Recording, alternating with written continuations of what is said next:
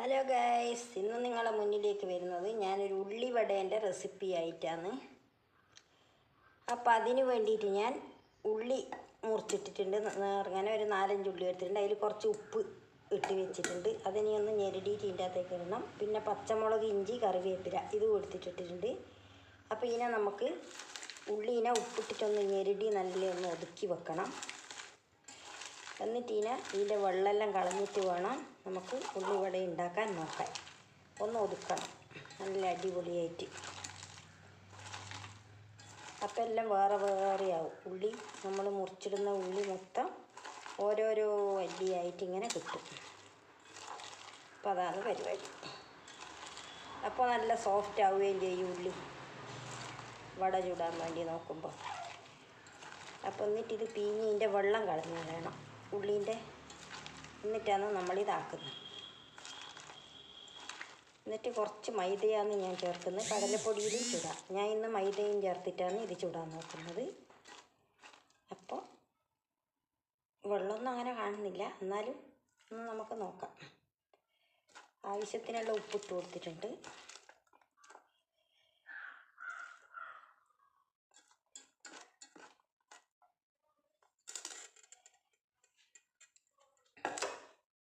ഇതിലേക്കാണ് ഞാനിത് എടുത്തിടുന്നത്. വെള്ളമൊന്നും അങ്ങനെ കാണുന്നില്ല, ഒരു ലേശേ ഉള്ളൂ. ഇതാ കാണുന്നുണ്ടല്ലോ ഞാൻ പിഴിഞ്ഞെടുക്കുന്നത്. കുറച്ച് മാത്രമേ ഇടൂ. കുറച്ച് ഇങ്ങനെ പിഴിഞ്ഞിട്ട് ഇത്രയേ കിട്ടിയിട്ടുള്ളൂ. അധികമൊന്നും വെള്ളം കിട്ടിയിട്ടില്ല. അപ്പം അതിലേക്ക് ഈ പച്ചമുളക്, ഇഞ്ചി, കറിവേപ്പില ഇതെല്ലാം ഇതിൻ്റെ അകത്ത് ഇട്ട് കൊടുക്കുന്നുണ്ട്.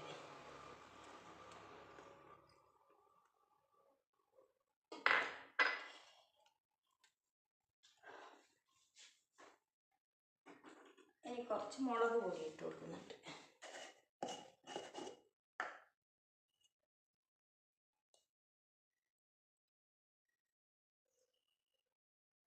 മുളക് പൊടി ഇട്ട് കൊടുത്ത്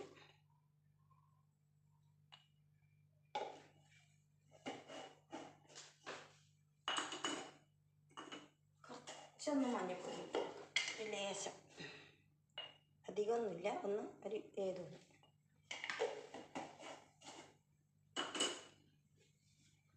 ആവശ്യത്തിനുള്ള പൊടികളും ഇതിൻ്റെ അകത്തേക്ക് ഇട്ട് കൊടുക്കാം.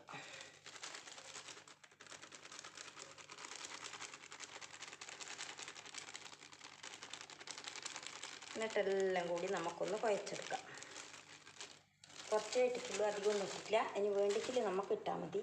അപ്പോൾ ഇതെല്ലാം കൂടി ഒന്ന് ഞാൻ കുഴക്കട്ടെ.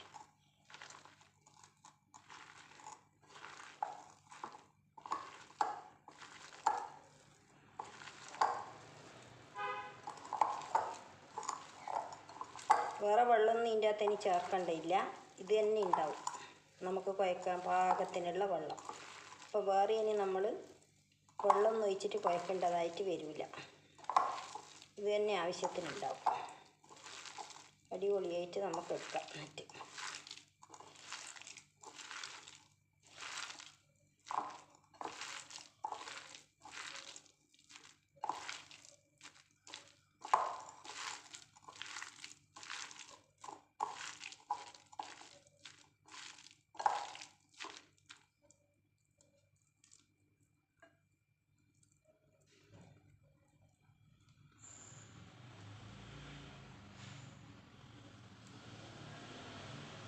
കുറച്ചുകൂടി പൊടി ഇടുന്നുണ്ട് ഞാൻ. ഒരു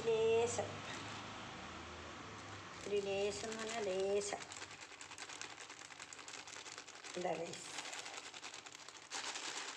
ഇട്ട് ഇത്രയും മതി. ഇപ്പോൾ പാകത്തിനായി. കുറച്ചേ വേണ്ടു, അധികം വേണ്ട. അപ്പം നല്ല അടിപൊളിയായിട്ട് കുഴച്ചെടുത്ത് എല്ലാത്തിനും ഉപ്പെല്ലാം പിടിച്ചിനും ഒന്ന് നമുക്ക് നോക്കാം. എന്നിട്ട് എണ്ണ ഒഴിച്ച് ചൂടാക്കിയിട്ട് അതിലേക്ക് ഇട്ടിട്ട് വറുത്ത് കോരി എടുത്തോളൂ. ഇത്രയേ ഉള്ളൂ. സിമ്പിളാണ്, വേഗം കഴിയുന്ന പരിപാടിയാണ്. എല്ലാം കുഴച്ച് റെഡിയാക്കി വെച്ചിട്ടുണ്ട് ഗൈസ്. ഇനി നമുക്ക് നല്ലോണം ചുട്ടെടുക്കാൻ നോക്കാം. കണ്ടല്ലോ,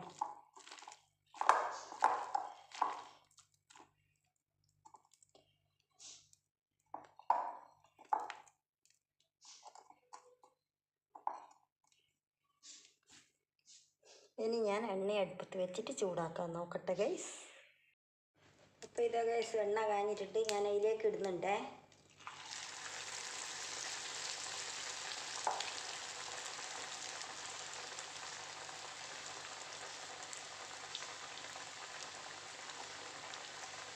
അപ്പോൾ നിങ്ങൾ ഉണ്ടാക്കുമ്പോൾ നിങ്ങൾക്ക് ഏകദേശം പൊടിയെടുത്ത് കഴിഞ്ഞാൽ മനസ്സിലാവുമല്ലോ ഗൈസ് എത്ര വേണമെന്ന്. അങ്ങനെ ആവശ്യത്തിന് എടുത്തോളുക. എന്നിട്ട് കുഴച്ചിട്ട് ഏകദേശം ഒന്നും നമുക്ക് മനസ്സിലാവും. കാണുമ്പം തന്നെ ഇത് ഏകദേശം പറ്റി ഇത്രയുണ്ട് എന്നുള്ള ഇത് മനസ്സിലാവുമ്പോൾ അത്രയും പൊടിയെടുത്തിട്ടാണ് ഇതാക്കേണ്ടത്. അധികം വേണ്ട, പൊടി കുറച്ച് മാത്രം മതി. ഇതിൽ ഉള്ളിയാണല്ലോ, ഉള്ളി വടയാണല്ലോ, അപ്പോൾ ഉള്ളിയാണ് അധികം. ഇതാ ഇങ്ങനെ ഓരോന്നോരോന്നായിട്ട് എടുത്തിട്ട് അടിപൊളിയായിട്ട് ചുട്ട് എടുത്തോളുക. അത്ര തന്നെ, ഒരു പണിയൊന്നുമില്ല, വേഗം കഴിയുന്ന പരിപാടിയാണ്. പൊടി കുറച്ചും കൂടി വേണമെന്നുണ്ടെങ്കിൽ കുറച്ചും കൂടി ഇടാം. ഞാൻ കുറച്ച് മാത്രമേ എടുത്തിട്ടില്ല, അധികം പൊടി എടുത്തിട്ടില്ല. മോശമൊന്നുമില്ല, അത് ഓരോരുത്തരുടെ ഇഷ്ടത്തിനനുസരിച്ചിട്ട് എടുക്കാം.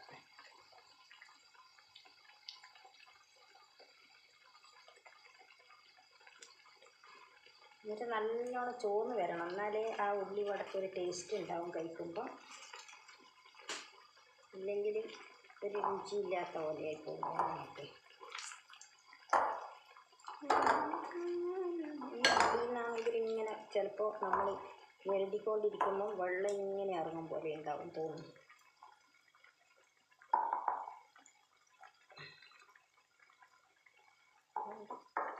അതൊന്ന് ശ്രദ്ധിക്കണം എല്ലാവരും. വെള്ളം നമ്മളായിട്ട് ചേർക്കുന്നില്ലേ.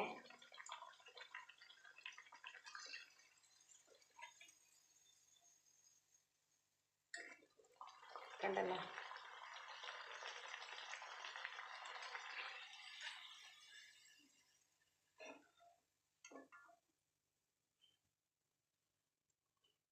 ഇനി അടുത്തിട്ട് കൊടുക്കാം. നമുക്ക് അടുത്ത ഉള്ളിവട നമുക്കിതിൻ്റെ അകത്തേക്ക് ഇട്ട് കൊടുക്കാം.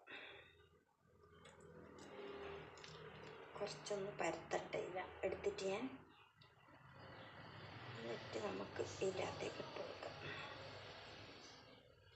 പീടികയിൽ നിന്ന് വാങ്ങുന്ന ഈലും കുറച്ചും കൂടി വലിപ്പം ഉണ്ടാവും. ഞാൻ പിന്നെ അത്രക്ക് വലിപ്പാക്കിയിട്ടില്ല ഗൈസ്, നമ്മൾ വീട്ടിൽ നിന്ന് കഴിക്കുന്ന കൂട്ടുള്ളൂ.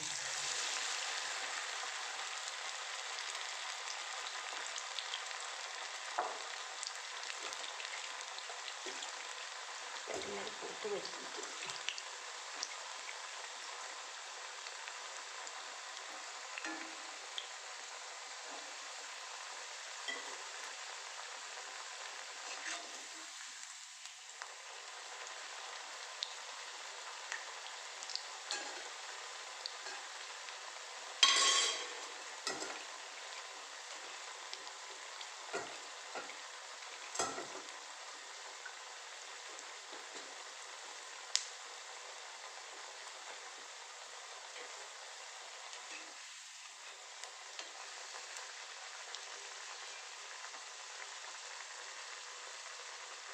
അപ്പം നമുക്കിനി എല്ലാം ചുട്ട് വെച്ചിട്ട് കണ്ടാലോ?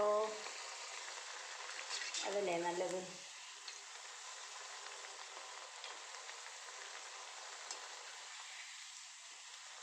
കുറച്ച് നേരം ഇങ്ങനെയായി നല്ല റെഡ് കളറാകുമ്പോൾ നമുക്ക് വാങ്ങാം. അധികം കരിഞ്ഞു പോകാൻ പാടില്ല, അപ്പോൾ പിന്നെ ഉള്ളീൻ്റെ കരിഞ്ഞ ചൊയ വന്നാളി. ഇപ്പോൾ അധികം കരിയാൻ പാടില്ല ഗൈസ്, നോക്കിയിട്ട് എടുക്കണം.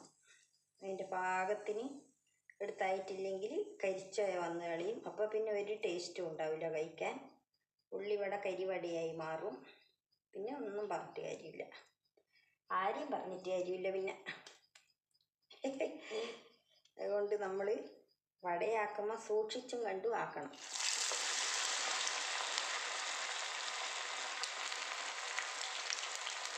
ഉള്ളികളെല്ലാം ഒന്ന് ചേരാൻ വേണ്ടിയിട്ടൊന്ന് കുറച്ച് പൊടി നമ്മൾ ചേർക്കുന്നതാണ് ഉള്ളി വടക്ക് വേണ്ടിയിട്ട്. അപ്പോൾ അത് കടലപ്പൊടിയാവാം, മൈദയാവാം, ഏത് വേണ്ടിയിട്ടും നമുക്കെടുക്കാം. അത് കഴിച്ചിട്ടാകുമ്പോൾ നമുക്ക് മനസ്സിലാവും ഏത് പൊടി ഇട്ടിട്ടാണ് രുചി കൂടുതലെന്ന്. അപ്പോൾ അതിനനുസരിച്ചിട്ട് നമ്മൾ ചെയ്ത് തരിക.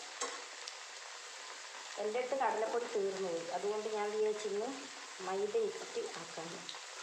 ഇല്ലേ കടലപ്പൊടിയായാലും കടലപ്പൊടി തീർന്നത്. ഇനി കടലപ്പൊടി വാങ്ങിയിട്ട് നമുക്ക് ഒരു ദിവസം അതിനെ കൊണ്ട് ചെയ്തിട്ട് കാണാം. ഗൈസ്, ഇതാ എൻ്റെ ഉള്ളിവടയെല്ലാം ചുട്ട് തീർന്നിട്ടുണ്ട് ഗൈസ്. അപ്പം നമുക്ക് ഗ്യാസ് ഓഫാക്കാം. Gas off.